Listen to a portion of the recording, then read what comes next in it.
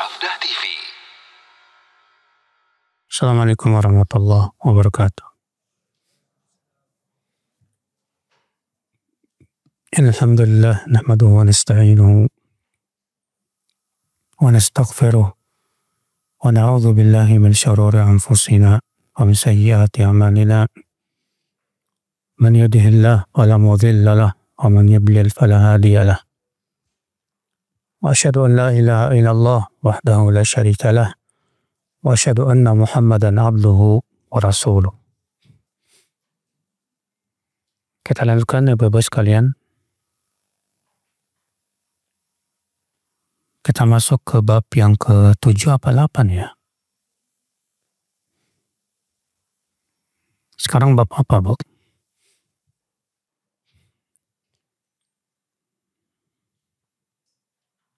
Bab ghuslil mayyit wa wudu'ihi bil ma'i was-sidri. Ini kayaknya ya. Bab yang ke-8.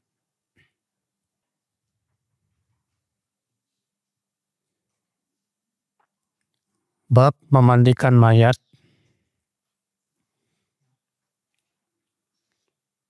mewudukannya dengan air dan daun bidara.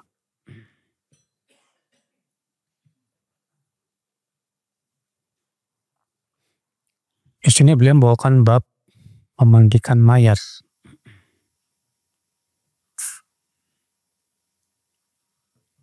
Terjadi ikhtilaf para ulama tentang hukum memandikan mayat. Pendapat yang sahih, yang rajih, pendapat jumhur, yaitu bahwa memandikan mayat itu hukumnya wajib fardu. Tapi apakah fardu ain? Bukan. Ya, akan tetapi ia masuknya dalam fardu kifayah. Apa itu fardu kifayah? Itu idza amilahu ya ba'dal muslimin saqata anhu al-akhar.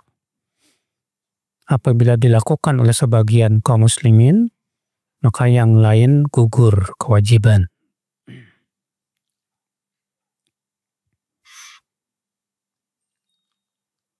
Dan mewudukannya dengan air dan daun bidara.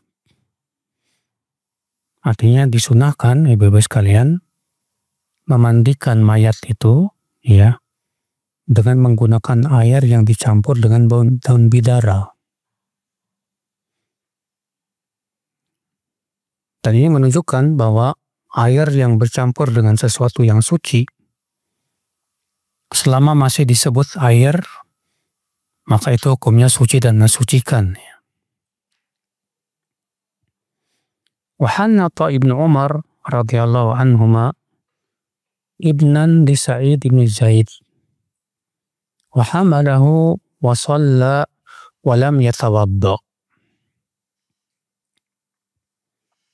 Ibnu Umar memberikan wewangian kepada mayat anak Sa'id bin Zaid. Dan beliau yang membawanya dan menyolatkannya, dan beliau tidak berwudu. Ini berhubungan dengan permasalahan, Ibu. Apakah orang yang memandikan mayat disunahkan berwudu? Jawabnya, iya. Disunahkan berwudu, iya, bagi orang yang memandikan mayat. Apa disunahkan mandi? Nah, disunahkan mandi bagi orang yang memandikan mayat.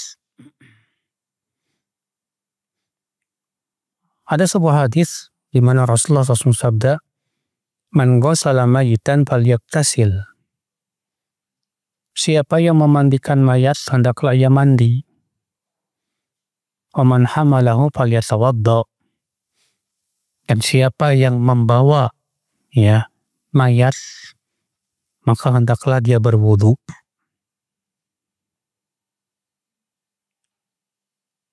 Ini menjadi perselisihan para ulama, ibu-ibu sekalian, tentang apakah hadis ini lemah, apa hadis ini sahih. Sebagian ulama mengatakan hadis ini lemah. Atas dasar itu kata mereka tidak disyariatkan. Sementara sebagian ulama lagi, banyak ulama mengatakan itu hadis yang sahih dan itu disahihkan oleh Syekh Albani rahimahullah dan banyak ulama yang mensahihkannya. Ya.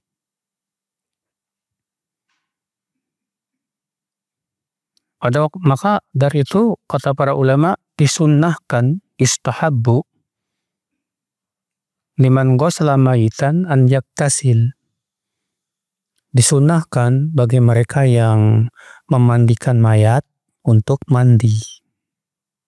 Ya. Dan bagi mereka yang membawa mayat disyariatkan untuk berwudu berdasarkan hadis tersebut.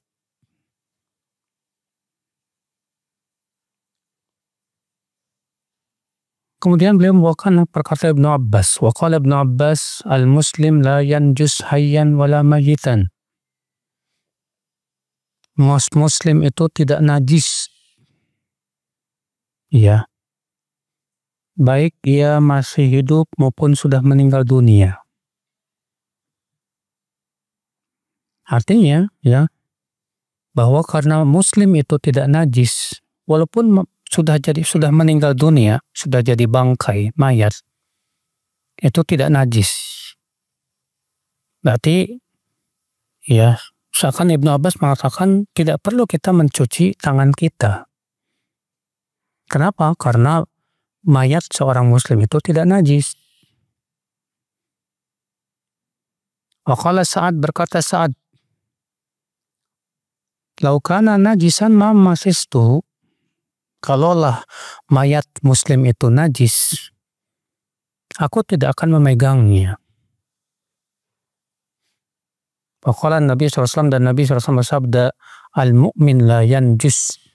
Mukmin itu tidak najis. Artinya badannya. Iya. Dan ini bantahan terhadap orang yang mengatakan ya, bahwa katanya mayat itu najis. Dikiaskan dengan bangkai. Bangkai ayam, bangkai ya binatang. Kita katakan ini kias yang batil. Kenapa demikian? Karena bagaimana disamakan bangkai binatang dengan bangkai manusia? Sementara Allah sudah memuliakan manusia. Allah berfirman, walaqad karramna bani Adam. Sungguh kami telah memuliakan bani Adam. Dan di antara kemuliaan anak Adam, bahwa bangkai manusia itu tidak najis. Ya. Berbeda dengan bangkai binatang. Kalau bangkai binatang betul itu najis. Tapi untuk bangkai manusia, apalagi seorang mukmin muslim, maka itu tidak najis. Ya. Kemudian beliau di sini tidak membawakan hadis karena akan dibawakan di bab setelahnya, bab ma yustahabu an yuksal witra. Bab disunnahkan untuk memandikan mayat dengan jumlah ganjil. Disunnahkan memandikan mayat dengan jumlah apa? Ganjil. Hadis 613 an Ummi Athiyyah radhiyallahu anha, imra'ah minal ansar من اللاتي بايعنا قدمت البصرة تبادر ابنا لها فلم تدركه قالت دخل علينا رسول الله صلى الله عليه وسلم ونحن نغسل ابنته فقال اغسلنها وترا وثلاثا أو خمسا أو سبعا أو أكثر من ذلك إن رأيتن ذلك بماء وسدر وجعلنا في الآخرة كافورا أو شيئا من كافور. قال لنا ونحن نغسلها ابدأوا وفرة ابدأنا بميامنها ومواضع الوضوء منها فإذا فرغتن فآذنني فلما فرغنا آذنا فألقى إلينا حقوه قالت ومشطناها وفي رواية فضفرنا شعرها 3 قرون وفي رواية قالت نقضناه ثم غسلناه ثم جعلناه 3 قرون قال سفيان ناصيتها وقرنيها وألقيناها خلفها وزعم أيوب أن الإشعار ألففنها فيه وكذلك كان ابن سيرين يأمر المرأة أن تشعر ولا تؤزر.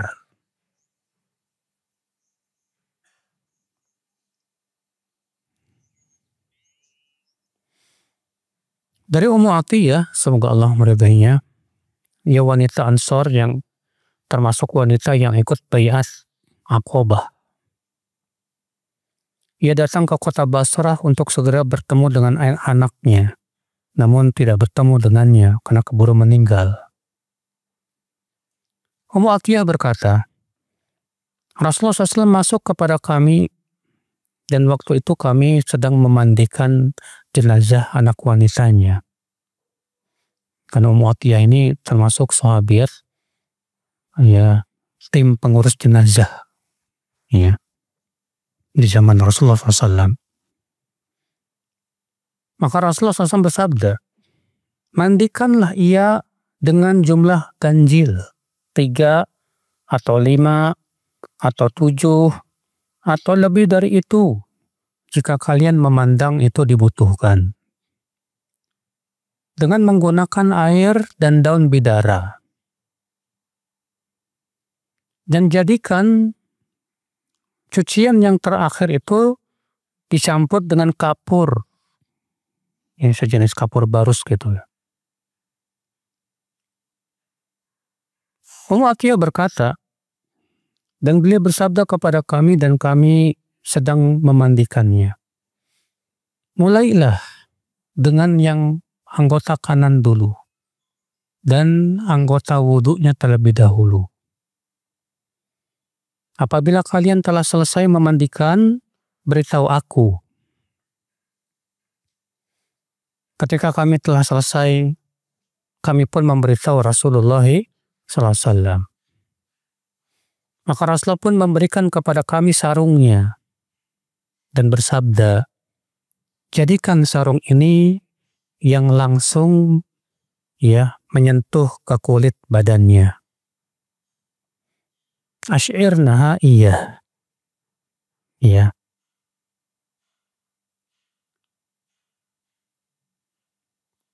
Dan walam yazid ala dzalik wala adri ayya banati. Dan Rasulullah tidak menambah lebih dari itu dan aku tidak tahu anaknya yang mana. Ini perkataan Muhammad bin Sirin, ya, atau perawi dari Ayyub As-Sakhtiyani. Ya. Berkata Ummu Atiyah, lalu kami pun menyisirnya. Dalam sebuah riwayat, kami pun mengepang rambutnya menjadi 3 kepangan. Dalam riwayat yang lain, Ummu Atiyah berkata, kami urai rambutnya, kemudian kami cuci rambutnya. Kemudian kami pun, ya, mengepangnya 3 kepang. Sufyan menjelaskan 3 kepang itu yaitu di ubun-ubunnya dan di 2 tanduknya, kepangannya, ya. Kemudian setelah dikepang kami jadikan kepangan tersebut ke belakang. Setelah dikepang, ini kalau rambutnya panjang, ya. Kalau rambutnya pendek nggak perlu dikepang. Dan Ayyub mengatakan bahwa yang dimaksud dengan isy'ar ulfufnaha fi, artinya bungkus ya dengan sarung ini. Demikian pula Ibnu Sirin menyuruh wanita untuk dibungkus dan tidak perlu untuk diberikan izar, sarung. Hadis ini ibu-ibu menceritakan kepada kita tentang tata cara memandikan jenazah. Yaitu, ya, yang bisa kita petik dari hadis ini tata cara memandikan jenazah yang pertama, yaitu hendaknya disediakan air yang dicampur dengan daun bidara. Dan kalau zaman sekarang ada Pak, ya kayak sabun daun bidara gitu yang sudah dicampur, ya. Kemudian yang kedua, ibu-ibu sekalian, mulai dari anggota wudhunya dulu. Para ulama mengatakan bahwa memandikan jenazah itu tidak ada bedanya dengan mandi janabat. Sebagai dikatakan Ibnu Munzir dan yang lainnya. Mandi janabat gimana, Bu?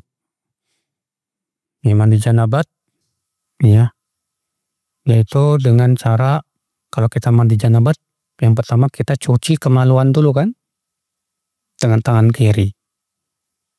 Setelah cuci tangan kemaluan, ya, kemudian kita mulai berwudu. Ya, berwudu seperti wudunya untuk sholat. Baru setelah berwudu selesai, kita cuci rambut 3 kali. Setelah rambut selesai dicuci,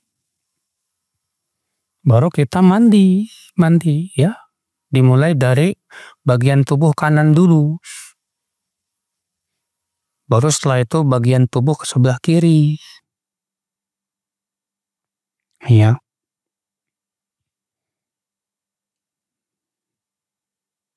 Nah, Nabi SAW menyuruh untuk mencuci badannya itu dengan jumlah ganjil. Sebelah kanan, depan belakang, kiri depan belakang, sampai ke kaki. Dah, 1. Cuci lagi. Sebelah kanan, depan belakang, kiri depan belakang, 2. Ya.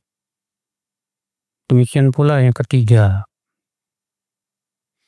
Namun kata sebagian ulama, sebelum ya dimandikan, bagusnya perutnya itu kita tekan sedikit aja, jangan keras-keras, untuk mengeluarkan kotoran. Kita angkat dulu mayit sedikit, kayak enggak sampai duduk ya. Kemudian kita usap perutnya. Iya. Nah, setelah dicuci badannya, baru kemudian terakhir kita Kita cuci kakinya.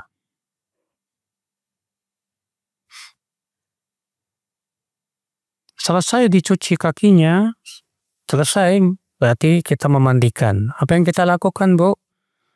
Maka kita sisiri rambutnya. Ya. Kalau wanita mayatnya, maka pada waktu itu ibu-ibu sekalian, ya, kita kepang, 3 kepang. 1 kepang di ubun-ubun, 2 kepang di tanduk sini. Setelah dikepang, kemudian disatukan, dikebelakangkan. Ya. Kemudian kalau mau digunting kukunya silahkan. Tapi tidak ada riwayat yang memerintahkan itu. Nah, inilah ibu-ibu sekalian ya.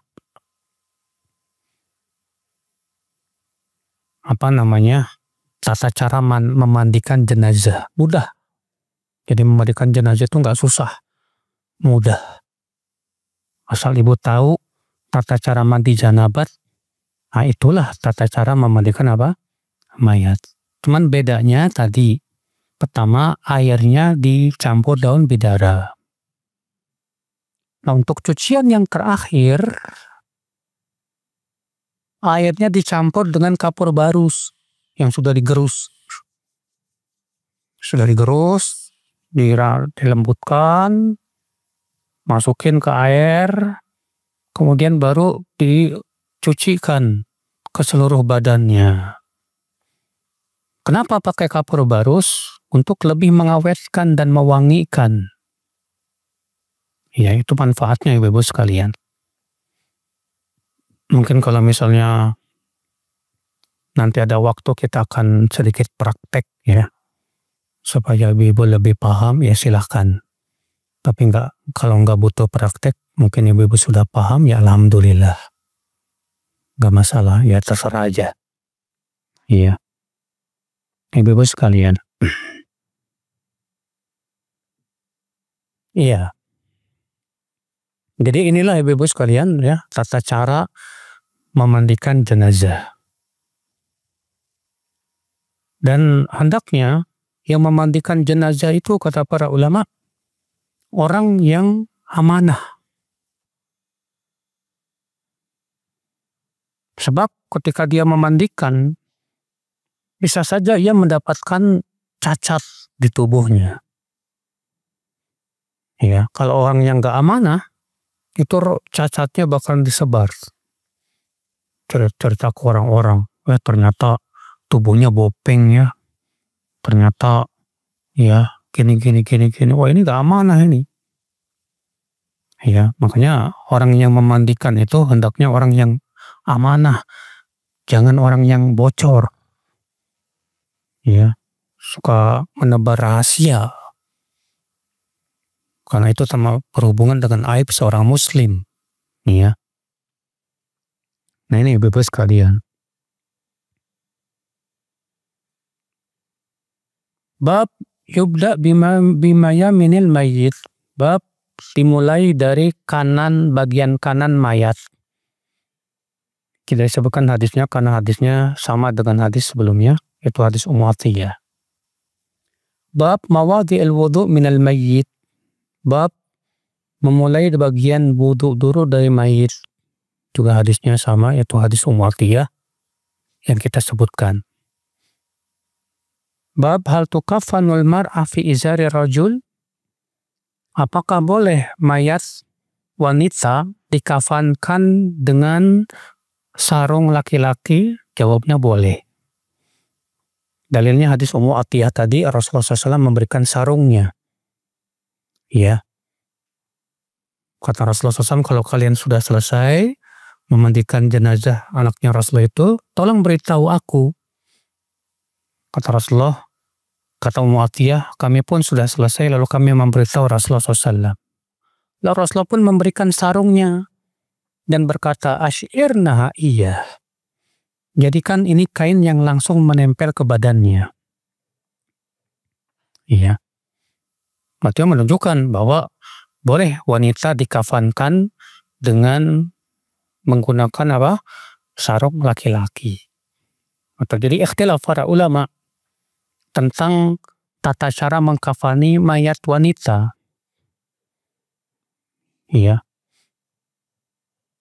Jumhur ulama, dan itu pendapat madhab yang 4, mengatakan bahwa wanita itu dikafankan dengan 5. Wanita dikafankan dengan 5. Yang pertama sarung, yang kedua kerudung, yang ketiga gamis, abaya, iya. Yang keempat dan yang kelima kain kapan. Jadi wanita itu disarungi dulu, dikasih sarung, dikasih kerudung yang dari mana? Ya kerudung yang dia miliki.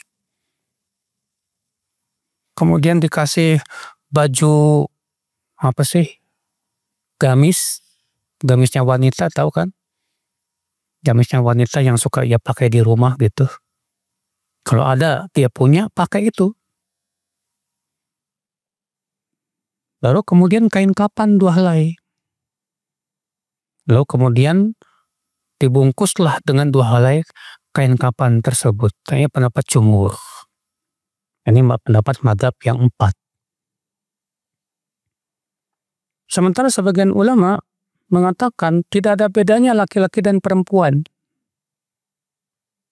Ya, tidak ada bedanya laki-laki dan perempuan. Apa yang menyebabkan perbedaan pendapat ini, Bu?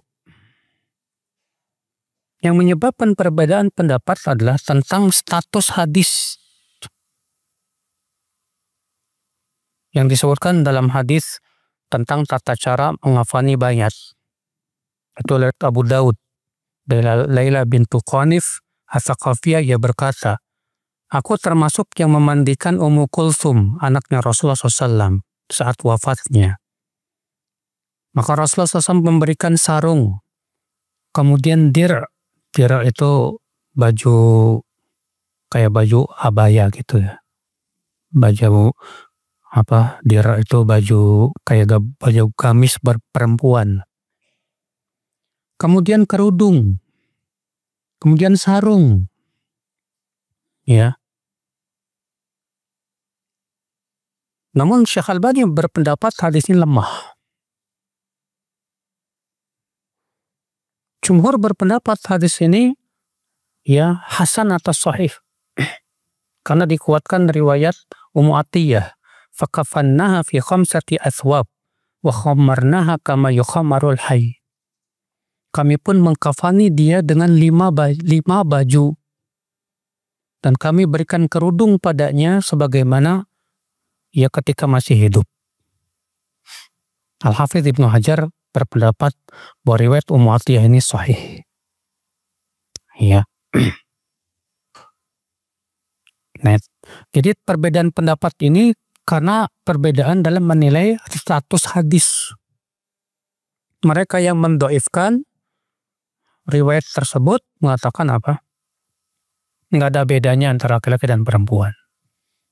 Karena hukum-hukum untuk laki-laki pada asalnya juga berlaku untuk wanita. Ya.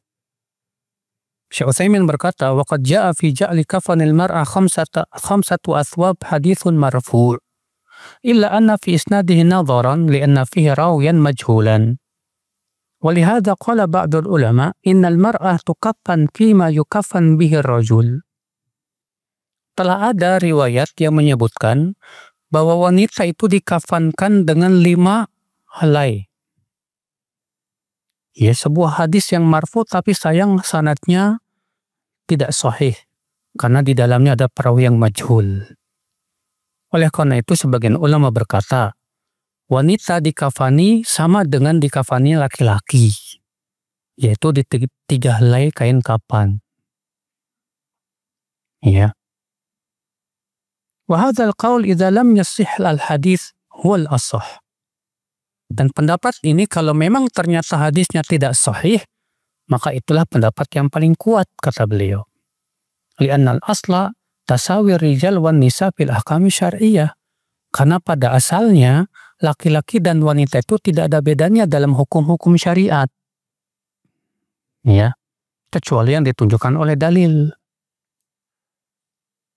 Wa ala hadza fa naqul in thabata al-hadits bi takfir al-mar'a fi hadhihi al-athwab al-khamsah huwa kadhalik. Wa illam yathbut fal aslu tasawi rijal wan nisa.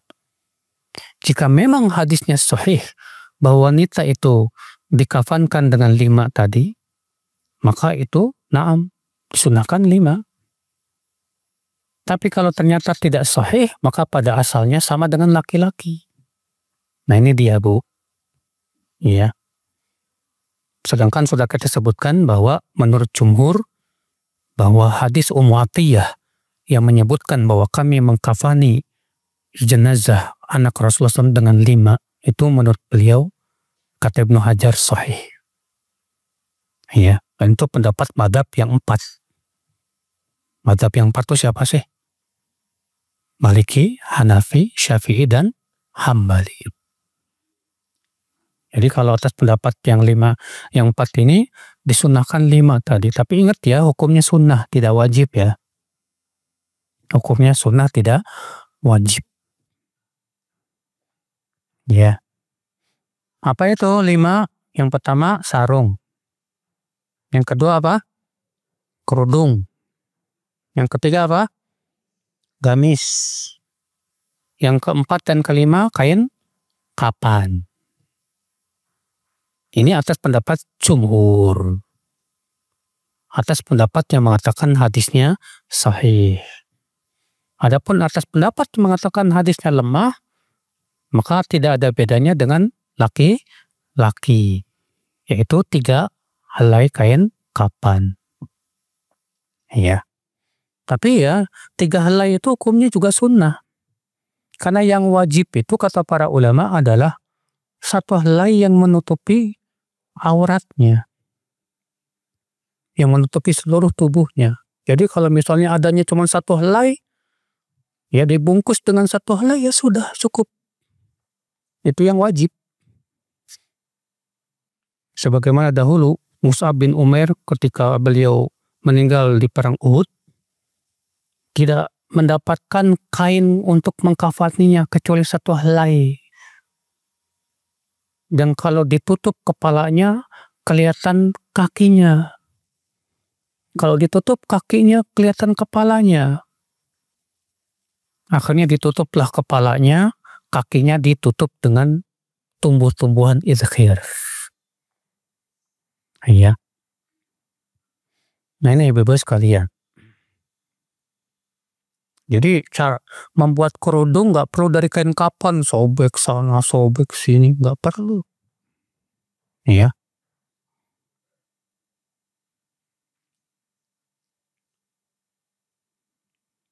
Ambil saja kerudung yang punya dia, kerudungin. Gamisnya pakaikan sarung, selesai. Kemudian baru bungkus dengan apa? Kain kapan yang berwarna putih. Ya. Bab yuj'alul kafur fi akhirih. Bab di akhir cucian dicampur dengan kapur, barus. Hadisnya sama dari hadis Mu'atiyah tadi. Bab naqdi sya'ril mar'ah. Bab melepaskan rambut wanita. Artinya kalau wanita tersebut yang si mayat wanita yang meninggal ini rambutnya dalam keadaan diikat misalnya, maka dilepaskan dulu untuk dimandikan. Wa qala Ibnu Sirin la ba'sa an yunqadha sya'rul mayyit. Muhammad bin Sirin berkata tidak apa-apa rambut mayat itu dilepas, diurai. Bab kaifal isy'ar lil mayyit. Bab bagaimana isy'ar untuk mayat.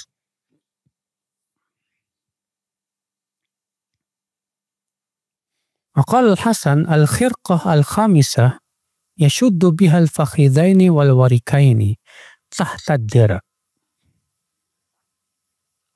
Al-Hasan al-Basri berkata, kain yang kelima digunakan untuk mengikat 2 pahanya ya dan 2 pantatnya di bawah dir', di bawah gamis. Itu pendapat Al-Hasan al-Basri rahimahullah.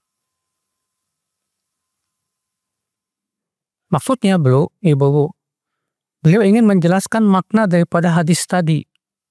Ya, di mana Nabi Shallallahu Alaihi Wasallam mengatakan bagaimana Nabi mengatakan asy'irnaha iya,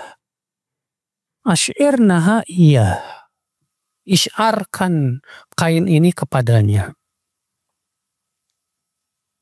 Nah, apa maksudnya asy'irnaha? Ya, banyak ulama mengatakan asy'irnaha artinya ulfufnaha, bungkus ia dengan ini. Itu dijadikan sarungnya bagian bawah. Karena Rasul kan ngasih sarung ini asy'irna iya. Nah, kemudian kain Rasulullah yang sarung itu digunakan untuk membungkus ya antara bagian pusatnya sampai ke mana? Ke lututnya.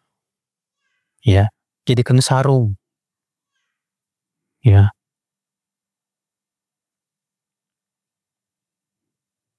Maka baru kemudian setelah dijadikan sarung, dipakaikanlah gamis. Makanya disebutkan di sini kata Al-Hasan, yaitu di bawah dir'. di bawah gamis. Ya.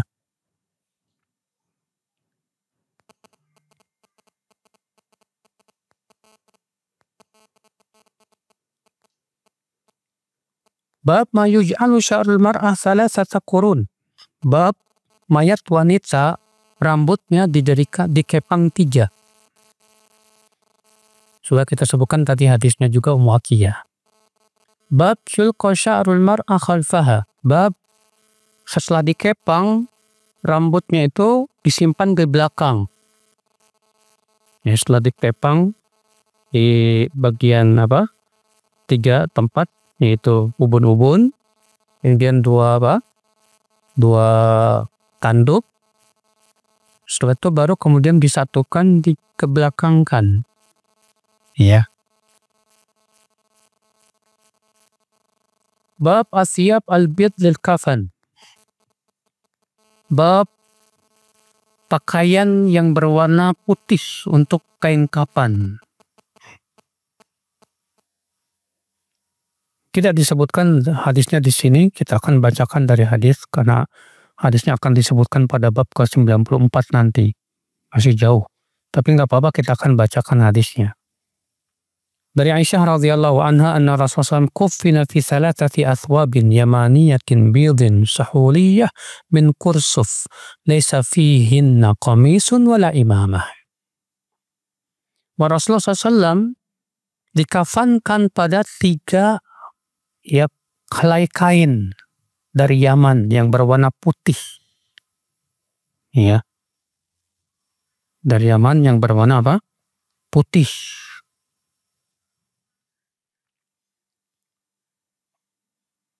Tidak ada padanya gamis, tidak pula sorban.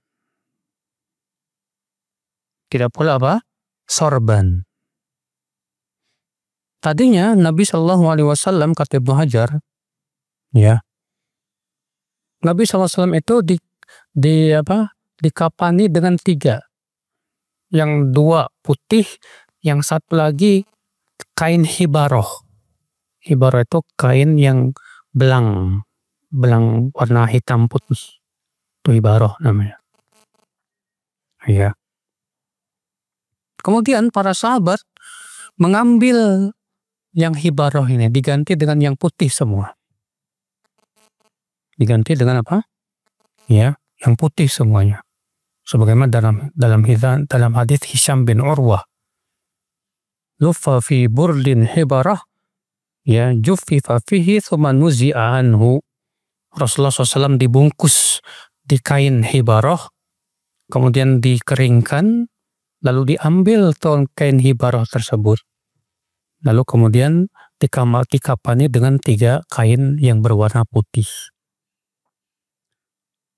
Dan Aisyah berkata di situ, kata Aisyah apa, Bu? Rasulullah SAW dikafankan dengan 3 kain.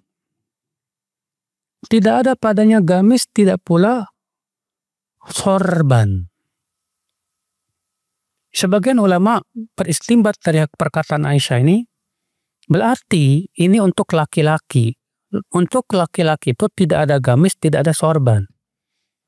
Berarti untuk wanita seakan-akan Aisyah mengatakan adapun wanita pakai gamis, pakai kerudung. Iya. Bab isyarat ya kepada hal itu, wallahu a'lam. Di sini menunjukkan ibu-ibu bahwa kain kapan yang paling bagus adalah warna putih. Tapi kalau nggak ada warna putih, adanya warna yang lain boleh? Boleh. Artinya warna putih itu hanya keutamaan aja, Bu, bukan wajib. Kalau memang adanya kain kapan warna hitam, gak apa-apa. Atau kain kapannya warna kuning, boleh. Atau kain kapannya warna biru, silakan. Ya.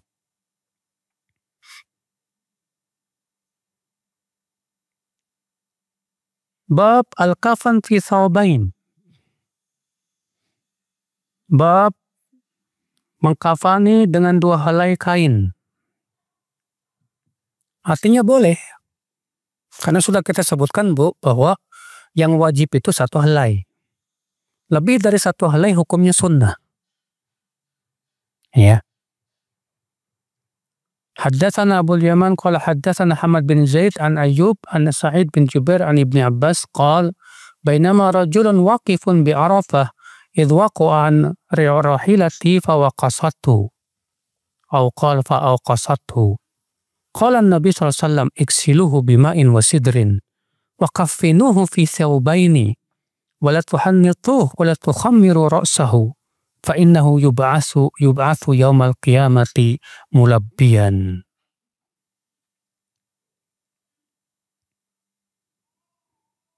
Dari Ibnu Abbas semoga Allah meridainya, ia berkata, ketika seseorang sedang wukuf di Arafah, tiba-tiba ia jatuh.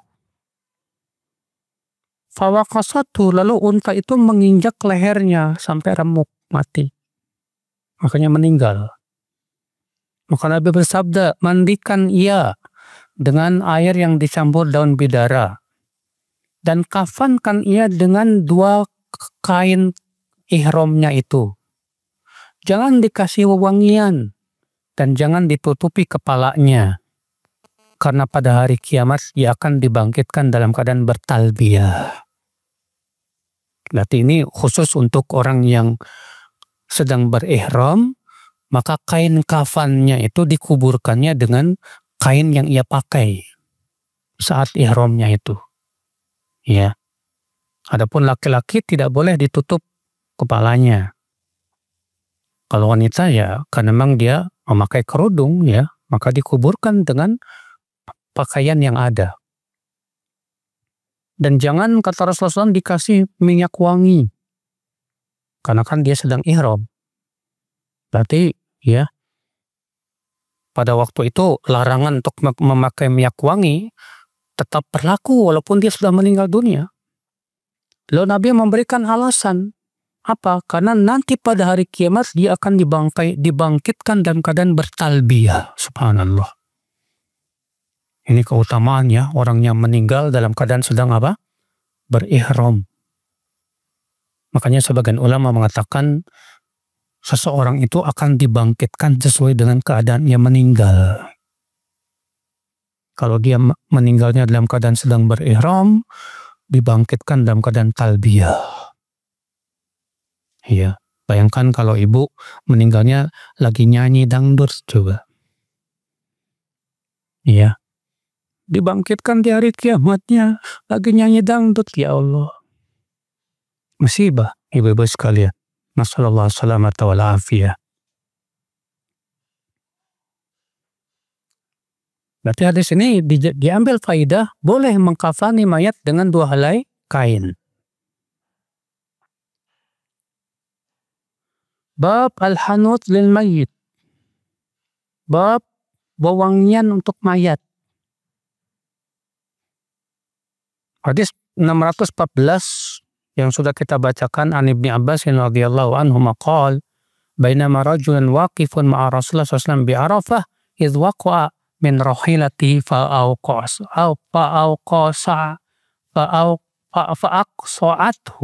aw qala fa'aqasathu. Ya. Dalam riwayat Bukhari yang aslinya fawaqasathu atau fa'awqasathu. Wa fi riwayatin fawaqasathu aw qala fa'awqasathu. Wa fi ukhra waqasahu ba'iruhu. Wa nahnu ma'an Nabi sallallahu alaihi wasallam wa huwa muhrimun famat. Fa qala Rasulullah sallallahu alaihi wasallam, iksiluhu bima'in wa sidrin wa kaffinuhu fi thawbain aw qala fi thawbayhi wa la tuhannituhu wa fi riwayatin wa la tumissuhu tiban wa la tukhammiru ra'sahu fa inna Allah yab'athu yawmal qiyamati mulabbiya wa fi riwayatin mulabbida wa fi riwayatin yuhillu. Dari Ibnu Abbas semoga Allah meridainya, ia berkata, ya,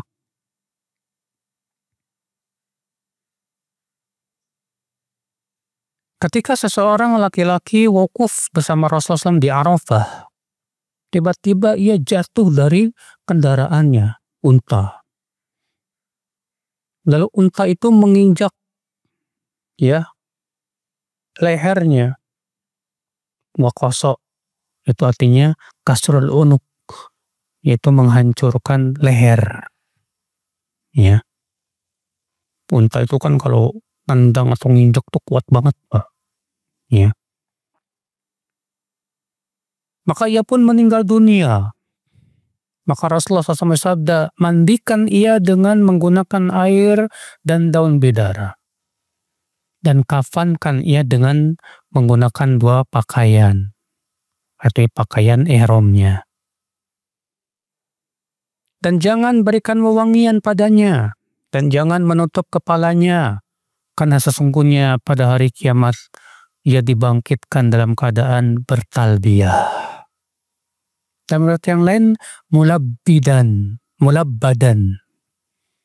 Mulabbad itu artinya melengketkan rambut biar bersatu gitu. Biasanya dengan menggunakan madu atau dengan menggunakan getah pohon. Mulabbad namanya. Tujuannya supaya apa? Supaya nggak banyak kutu. Itu biasanya dilakukan oleh bangsa Arab bila perjalanannya sangat jauh sampai berbulan-bulan. Iya, karena di zaman dulu itu ya, kalau perjalanan sampai berbulan-bulan, itu biasanya rambutnya bakalan banyak kutu. Makanya ada seorang sahabat nih ya, yang ketika sedang ihram, banyak kutunya sampai berjatuhan ke wajahnya. Makanya dia datang ke Rasulullah SAW. Iya, dia berkata, ya Rasulullah, kutuku ini menggangguku sekali. Bolehkah aku mencukur rambutku, ya Rasulullah, sementara aku sedang berihram? Rasulullah diam aja, gak tahu hukumnya. Tak lama Rasul dikasih wahyu. Lalu Rasulullah memanggil, mana tadi yang bertanya? Silakan, kamu cukur rambutmu, tapi kamu wajib bayar dam. Iya. Nah ini ibu-ibu sekalian, rahimani wa rahimakumullah. Hadis ini menunjukkan ibu-ibu, iya, bahwa kalau mayat itu bukan orang yang sedang berihram, berarti disyariatkan untuk dikasih wewangian. Hanut.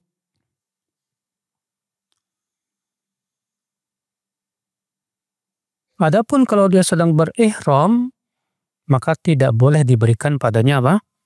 Wewangian. Ya.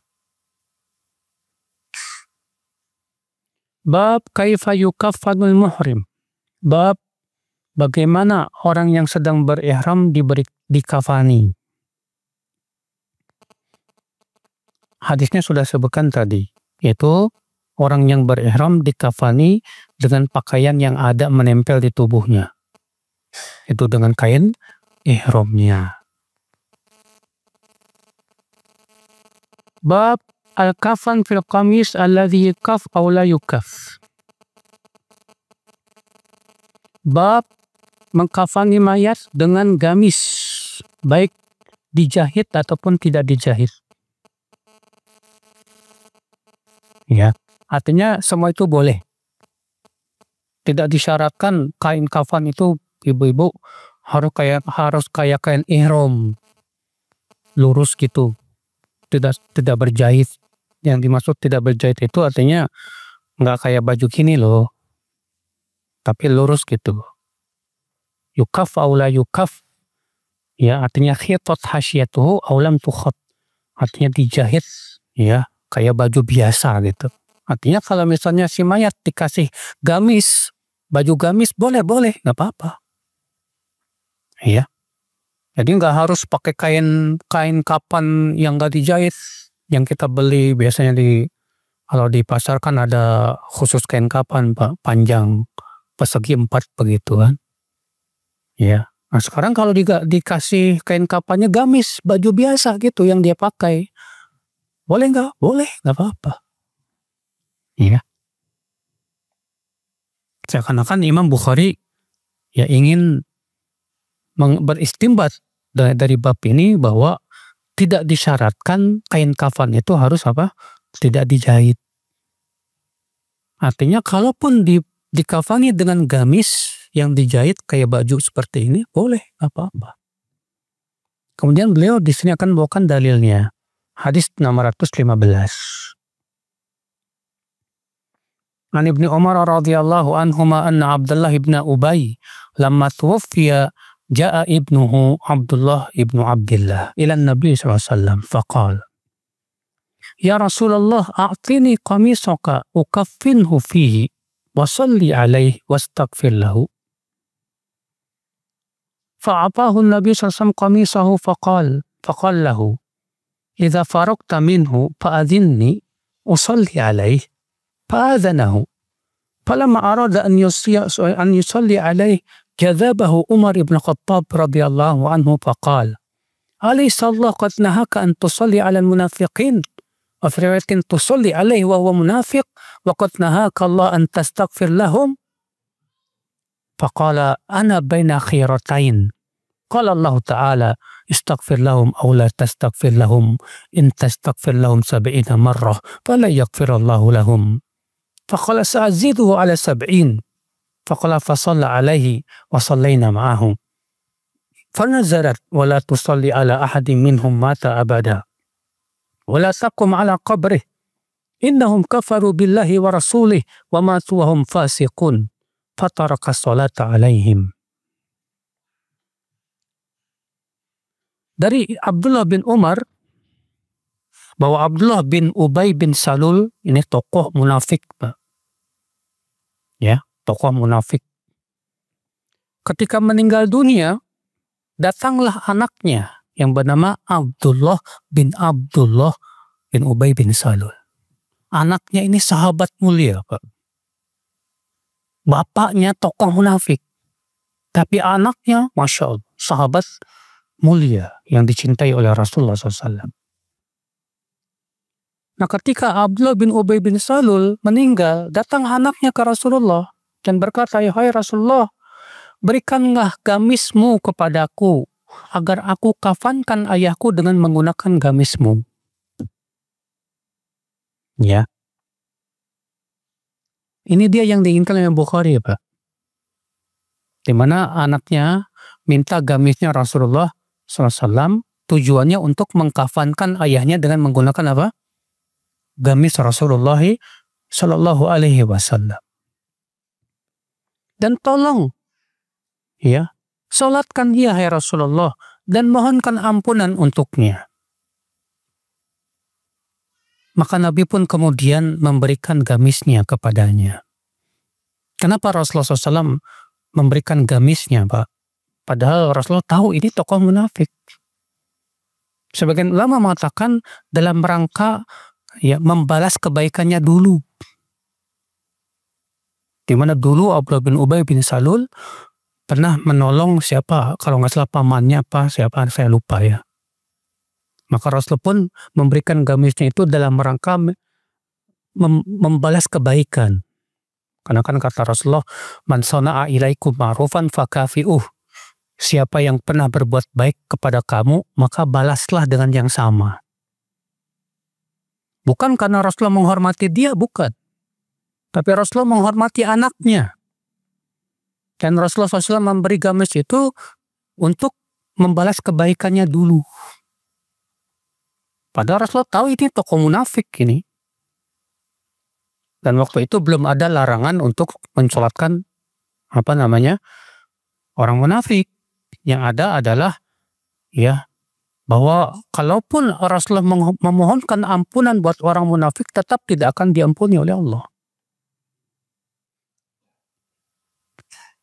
Lalu kemudian Rasulullah bersabda kepada ya anaknya itu, "Kalau kamu sudah selesai, tolong beritahu aku akan sholatkan." Setelah selesai ia mengkafani bapaknya, datanglah ia memberitahu Rasulullah SAW. Ketika Rasulullah hendak mensolatkannya, ditarik sang Umar dan berkata, "Bukankah Allah sudah melarang kamu menyolatkan orang munafik?" Dan satu ayat yang lain, "Engkau hendak mensolatkan orang munafik, hai Rasulullah, sementara Allah sudah melarang kamu untuk memohonkan ampunan buat mereka." Ini lafaz yang benar. Ya. Lalu Rasulullah bersabda, "Hai Umar, aku hanya diberi pilihan saja oleh Allah. Allah berfirman, istaghfir lahum aw la tastaghfir lahum in tastaghfir lahum sab'ina marratan fala yaghfirallahu lahum." Kamu mohonkan ampunan buat mereka atau kamu tidak mohonkan ampunan. Jika kamu mohonkan ampunan buat mereka 70 kali, Allah tidak akan ampuni mereka. Dan aku, hai Umar, akan tambahkan lebih dari 70 kali. Ini menunjukkan kasih sayang Rasulullah SAW. Karena Rasulullah itu orangnya, jiwanya pemaafnya minta ampun. Ya. Padahal Abdullah bin Ubay bin Salul bagaimana menyakitinya Rasulullah SAW. Permusuhannya terhadap Rasulullah luar biasa. Tapi Rasulullah memang Masya Allah ya, jiwa pemaafnya luar biasa. Maka kemudian Rasulullah pun mensolatkanlah, dan kami pun menyolatkannya. Tak lama turun firman Allah membenarkan Umar. Apa kata Allah? Wala tusalli ala ahadim minhum mata abada. Jangan kamu sekali-kali mensolatkan mereka seorang pun yang meninggal dunia itu selama-lamanya. Wala takum ala qabrih. Dan jangan sekali-kali kamu berdiri di kuburannya. Innahum kafaru billahi wa rasulih. Sesungguhnya mereka kafir kepada Allah dan Rasulnya. Wa matu wa hum fasiqun. Dan mereka mati dalam keadaan fasik. Fasik di sini fasik besar ya, kafir. Maka Rasulullah pun semenjak itu tak lagi mensolatkan orang munafik. Ikhwata Islam, saudaraku seiman, rahimani wa rahimakumullah jami'an. Ya. Dalam kisah ini, ibu-ibu sekalian, Rasulullah SAW memberikan gamisnya kepada Abdullah bin Ubay bin Salul. Dan sudah kita sebutkan, inilah yang diinginkan Imam Bukhari. Artinya boleh mengkafankan mayat dengan menggunakan apa? Gamis. Misalnya, ibu punya suami, dan dulu waktu hidupnya dia suka pakai gamis kalau sholat. Kemudian ibu kafankan dia dengan pakai gamis, itu boleh nggak? Boleh, nggak masalah. Iya, jadi tidak syarat yang namanya kain kafan itu harus apa? Kain persegi 4, ya, kain persegi 4 yang panjang, nggak harus begitu. Kalau dikafankan dengan gamis pun nggak masalah. Bagaimana dengan hadis bahwa Rasulullah SAW dikafankan dengan 3 helai, tanpa ada gamis, tanpa ada apa? Sorban. Artinya itu yang lebih baik. Bukan berarti kalau pakai gamis tidak boleh. Iya.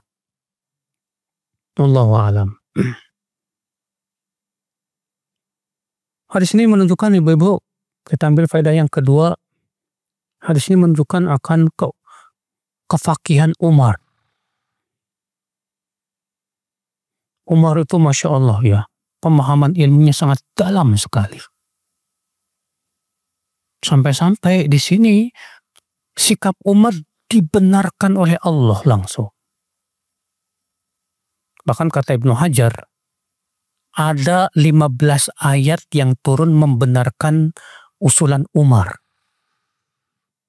Bayangkan 15 ayat turun membenarkan usulan apa? Umar. Di antaranya ayat ini. Di antaranya ayat hijab. Ayat hijab itu ya dalam rangka membenarkan usulan Umar. Waktu itu Umar mengusulkan, ya Rasulullah, ala tahjub nisa'ak fa innahu ya'tika barrun wa fajir. Hai Rasulullah, bagaimana kalau engkau menyuruh istri-istrimu berhijab, hai Rasulullah? Karena yang datang kepadamu bukan orang baik-baik saja. Orang yang penyakit hati pun datang. Ya. Tak lama kemudian Allah turunkan ayat hijab. Dalam surat Al-Ahzab. Ya. Subhanallah. Itu menunjukkan Umar itu luar biasa ya. kedalaman ilmunya ya. Ketika perang Badar selesai, ya, Rasulullah SAW bermusyawarah dengan para sahabatnya tentang hukuman buat tawanan. Ini tawanan diapain ya? Abu Bakar berkata, ya Rasulullah, bagaimana kita ambil tebusan saja? Kata Umar, hai Rasulullah, bunuh mereka semua. Tapi Rasulullah lebih condong kepada pendapat Abu Bakar. Ya. Karena memang Rasulullah juga berjiwa kasih sayangnya luar biasa. Akhirnya kemudian Rasulullah pun mengambil tebusan dari pertawanan perang Badar itu.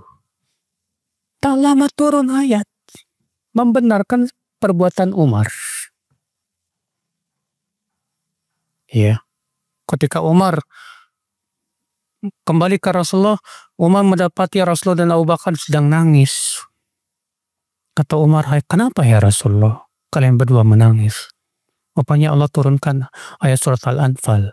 Ma kana lin nabiyyin min nabi an yakuna lahu al-asra hatta yaskhina fil ard. Dalam surat Al-Anfal itu. Iya. Dan banyak lagi ayat-ayat yang lain yang turun, ya. Di antaranya juga Rasulullah SAW mengusulkan, hai Rasulullah, bagaimana kalau makom Ibrahim ini kita jadikan untuk tempat sholat, hai Rasulullah. Makom Ibrahim itu bukan kuburan Ibrahim ya. Makom itu artinya tempat berdirinya Nabi Ibrahim ketika membangun apa? Ka'bah. Bagaimana kalau kita jadikan makom Ibrahim ini sebagai tempat sholat? Allah turunkan, membenarkan. Wattakhidhu min maqam Ibrahim musalla dalam surat Al-Baqarah. Ambillah maqam Ibrahim sebagai tempat sholat. Masya Allah ya. Bayangkan Pak, pendapat-pendapatnya beliau Umar bin Khattab disetujui langsung oleh Allah, pencipta langit dan bumi. Masa kita tidak ridho dengan pendapat Umar? Makanya heran kan, orang Syiah mengkafirkan Umar dan bencinya minta ampun kepada Umar. Ya, orang Syiah ini sampai sekarang Pak, kalau pergi ke Madinah, nggak mau masuk ke pintunya Umar bin Khattab. Di Masjid Nabawi itu kan ada pintu Umar bin Khattab. Nggak mau mereka masuk ke situ. Apa kata para ulama? Semoga Allah merahmati Umar. Rasulullah bersabda, hai Umar, kalau engkau berjalan di satu jalan dan bertepatan dengan setan melalui jalan yang sama, setan akan minggir. Engkau sudah mati pun setan minggir, hai Umar. Gak mau lewat pintunya Umar. Ya, orang-orang Rafidhah bencinya minta ampun sama Umar dan mengagungkan kuburan pembunuh Umar. Abu Lu'lu'ah itu kuburannya diagungkan banget sama mereka. Dianggap sebagai pahlawan Abu Lu'lu'ah itu karena sudah membunuh Umar. Dan aneh, di zaman sekarang banyak kaum muslimin masih mengatakan Syiah nggak sesat. Syiah itu cuma sama dengan madhab. La haula wa la quwata illa billah. Gimana nggak sesat? Mereka mengkafirkan para sahabat, mengkafirkan Aisyah radhiyallahu anha, mengatakan Al-Quran yang ada pada kita sudah tidak otentik lagi. Ya. La haula wa la quwata illa billah. Baik, saya kira cukup dulu sampai di sini Bapak-Ibu sekalian. Kita tutup, subhanakallah bihamdik. Asyhadu an la ilaha illa anta astaghfiruka wa atubu ilaik. Wassalamualaikum warahmatullahi wabarakatuh.